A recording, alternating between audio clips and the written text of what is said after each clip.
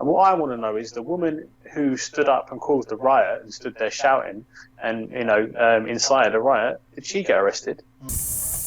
Where the hell were they the previous weekend? If they protected the monuments in the first place, then this would have never have happened. And, he was probably steaming out of his brains. He's probably had a few. You probably didn't even know what day of the week it is, and he got 2 weeks in prison for that, for doing that.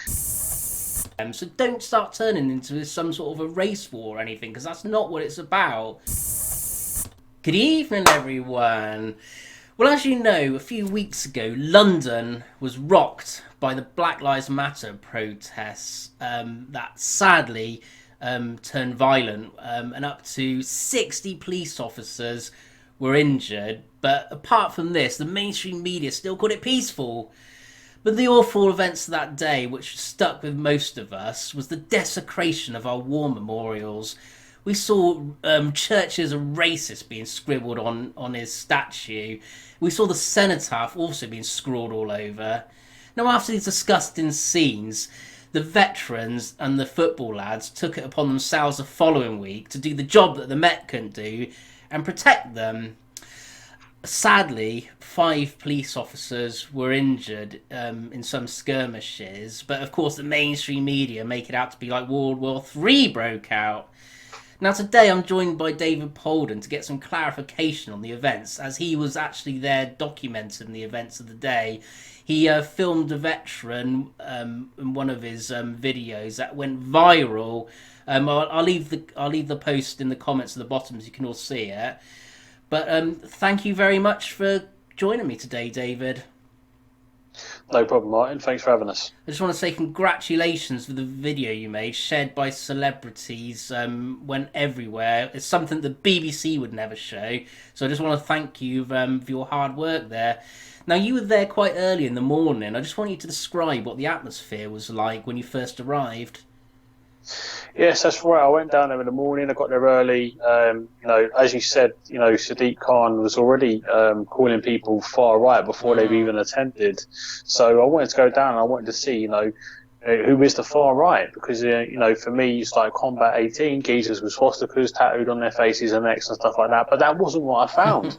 I found guys there in their late 60s and 70s that have served in the British Army, and they've been in conflicts and they fought for this country, and they were there to protect the monuments. As you said, the monuments were vandalised on 3 occasions, and I believe these 3 occasions were deliberate acts by Sadiq Khan. He allowed these monuments, the cenotaph and the Winston Churchill statue, to be vandalised. Because if he really wanted to do something about it, he would have done it after the first time they were vandalised. He saw what uproar and what was happening, but he did it, I believe, personally. It was a deliberate act. He was stirring a pot because he knew that he was going to get a reaction, and he knew that people would come down so he could brand them the far right. But that wasn't the case, Martin. No. It wasn't the case at all. I went down and, like I said, there was OAPs hanging around. There were like football lads there, all sorts of people, black ex-servicemen as well. They were there shaking hands, saying, "Oh, this ain't us. This ain't us. This should never have happened. It should never have happened." Something but you won't see that. Something you won't see on the mainstream media as usual. But it's interesting that you say there was provocateurs there. I mean, we know that Sadiq Khan put a tweet out earlier that day telling everyone to avoid central London because all the far-right thugs were down there, which sounded a bit like adding fuel to the fire. But then you mentioned a ninja lady turned up. I mean, tell us more about that. Yeah, so I've just released a video on YouTube. You might want to look that up. It's called Exposing Sadiq Khan's Race War.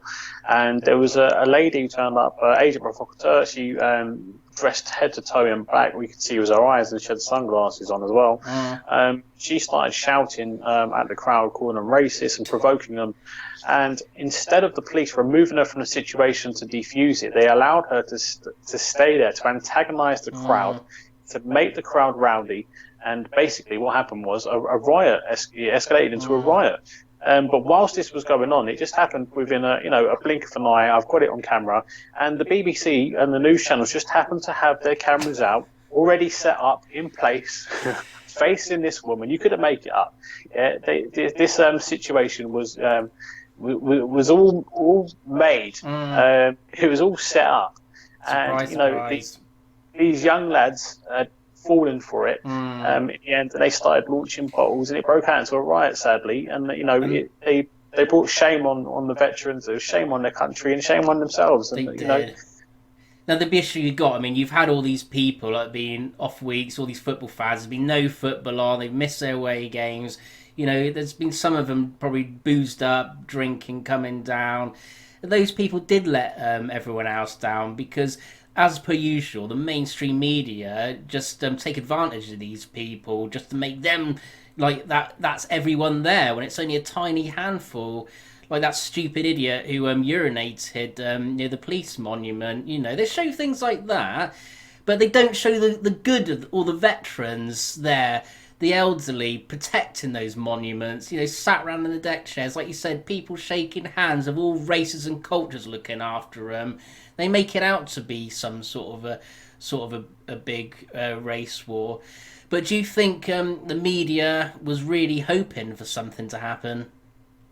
I think the whole situation was orchestrated. I think it was all set up. It was, I believe the whole situation was there. The thing is, Martin, you just mentioned about that guy there, urinated near PC Keith Palmer's memorial. And, he was probably steaming out of his brains. He's probably had he probably didn't even know what day of the week it is. And he got 2 weeks in prison for that, for doing that. And what I want to know is the woman who stood up and caused the riot and stood there shouting and, incited a riot, did she get arrested? Did she get 40 days in prison? Very, very good question. It's just double standards again.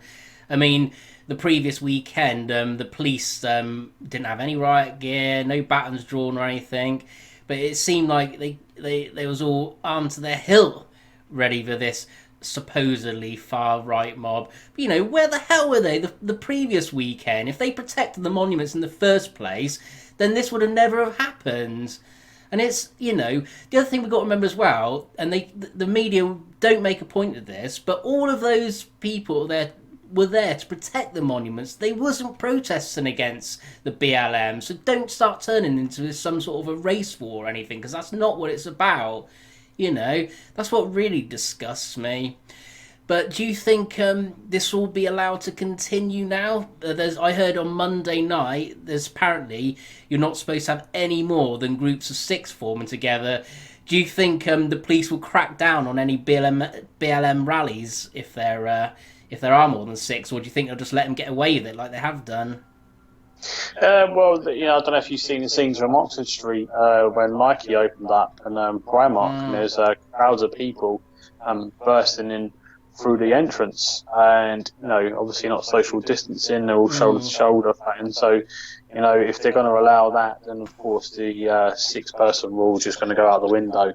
The hypocrisy of these people, this is what really makes me laugh. They're all like queuing up outside Primark, waiting to buy their cheap clothes made by child slave labourers, yet the next weekend there'll be protesting against slavery that was eradicated from this country 300 years ago. Well, I wouldn't say completely eradicated, because I'd imagine now there's a lot of legal immigrants that are probably used for slave labour, but it's too convenient for the left to talk about things so we won't hear about it. But I just want to thank you very much, David, for joining me today. And I urge everyone to follow David's YouTube channel and look at these fantastic videos that he took on Saturday. Something that you won't see on the biased mainstream media. So you need to start supporting people like David to help get the message out. So thank you very much for joining me, David. You're welcome. Thanks for having us, Ryan. Take care, everyone. See you later.